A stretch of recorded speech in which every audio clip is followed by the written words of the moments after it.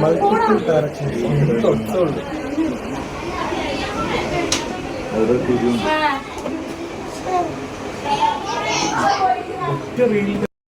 അയ്യോ എന്ത് സ്നേഹല്ലേ. ഇവിടെ എന്തോ പറ്റിയതിനാണ് ഇങ്ങനെ കൂട്ടി പിടിച്ച് നോക്കുന്നത്. പക്ഷെ ഞാൻ ഒരു കാര്യം പറയട്ടെ, ഇത് ഞാൻ പറയുന്നത് സത്യമാണെന്നുണ്ടെങ്കിൽ വന്നിട്ട് കമന്റ് ചെയ്യണം കേട്ടോ. മിണ്ടാണ്ട് ഒരു ഭാഗത്തിരിക്കരുത്. നമുക്കൊക്കെ നല്ല സങ്കടം ഇല്ലേ? അതായത് ഇപ്പോഴും തോന്നണില്ലേ ഉള്ളില് സുധിച്ചേട്ടൻ മരിക്കണ്ടുണ്ടായിരുന്നില്ലാന്ന്. കൊല്ലം സുധി മരിക്കരുതായിരുന്നു, ഇപ്പൊ ജീവിച്ചിരിപ്പ് ഉണ്ടായിരുന്നെങ്കിലെന്ന് പലവട്ട ആഗ്രഹിക്കണവരാവും. ഒരു 100-90%. അത് കൊല്ലം സുധിനോടുള്ള സ്നേഹം കൊണ്ട് മാത്രല്ല കേട്ടാ. ഇതുപോലുള്ള വീഡിയോ കാണാൻ വയ്യാഞ്ഞിട്ടാണ്. ഫോണ് തുറക്കാൻ വയ്യ ഇവറ്റാളെ കൊണ്ട്. ഒരു പറയണ്ടല്ല, നിവർത്തികേട് കൊണ്ടാണ്. ഇത് എന്തോന്നാ ഈ പെണ്ണും പിള്ളും ഇവരൊക്കെ കാട്ടിക്കൂട്ടുന്നത് എനിക്ക് മനസ്സിലാവണില്ല.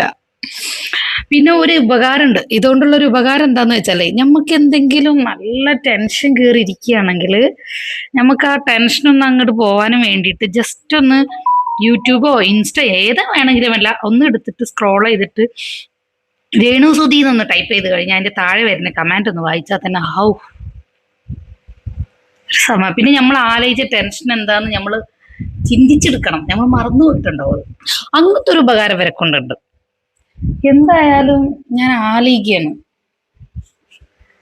കൊല്ലം സുധി ഒന്നും പറ്റാണ്ട് ജീവനോടെ ഇരിക്കുകയായിരുന്നെന്നുണ്ടെങ്കിൽ ഏറ്റവും നല്ലൊരു പുണ്യായിരുന്നു.